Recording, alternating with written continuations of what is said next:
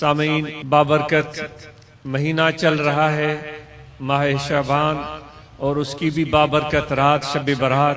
یہ برکتیں آج ہمیں میسر ہو رہی ہیں، جو سب نعمتیں میرے آقا و مولا حضرت صلی اللہ علیہ وآلہ وسلم کی دین اور عطا ہے، اور اس کے ساتھ ایک بابرکت مہینہ رمضان جس کی آمد ہے۔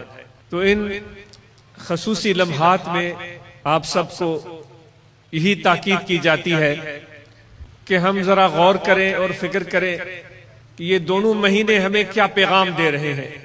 صرف بیٹھنا، گفتگو کرنا اور کلام کرنا اور پھر چلے جانا اور اپنے مصروفیات میں لگ جانا، یہ تو ہمارا معمول رہا ہے سالوں سے۔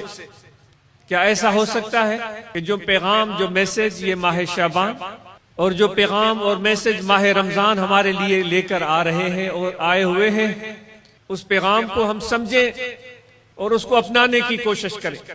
اس رات کے حوالے سے علماء آپ کو بتائیں گے، لیکن یہ تو کم از کم سب کو پتا ہے کہ اللہ تبارک و تعالیٰ اس بابرکت رات میں ہر انسان کے بارے میں، اس کے تقدیر کے بارے میں، اس کے موت اور حیات کے بارے میں سارے فیصلے فرماتا ہے۔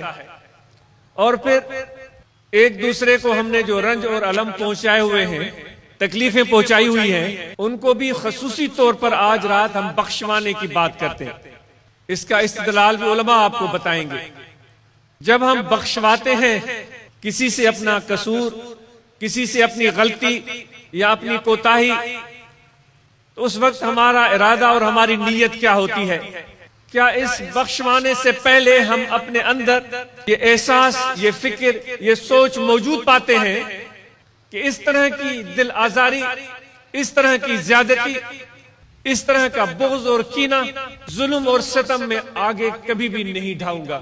اگر یہ احساس موجود نہیں ہے، یہ ارادہ موجود نہیں ہے، یہ نیت موجود نہیں ہے، تو پھر یہ بخشوانا آج کی رات یا یہ ہنر ابھی سیکھا نہیں ہے۔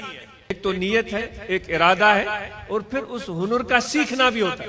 اگر اتنا آسان کام ہوتا پھر تو دوستو ہر دوسرا شخص بڑے مقام پر پہنچا ہوا ہو۔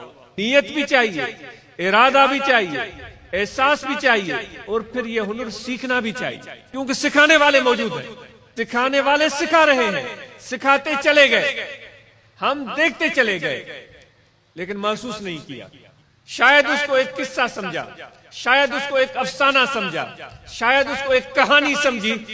جس طرح کے سینکڑوں باتیں ہم سنتے ہیں اور بھول جاتے ہیں، اور اگلے دن ایک نئی چیز ہمارے سامنے ہوتی ہے۔ تو بخشواؤ ضرور، معافی ضرور طلب کرو، لیکن یہ صرف رسمی کارروائی تک نہیں ہونا چاہیے جس طرح کا ہمارا ایک معمول ہے، بلکہ اس سے پہلے یہ جو باتیں میں نے عرض کی، ان کو ٹٹول کے اپنے اندر میں جھانک کر دیکھو کہ ان میں ان کی کوئی سنگن پائی جاتی ہے۔ اگر یہ چیز، یہ ارادہ، یہ نیت، یہ ہنر کچھ حاصل ہو گیا ہے، تو پھر یہ معافی طلب کرنا واقعی ایک لاجواب کام بن جائے۔ لیکن یہ ارادہ ہی نہیں ہے، یہ نیت ہی نہیں ہے، یہ ہنر ہی نہیں آتا، پھر معافی طلب کی تو یہ ادھورا کام۔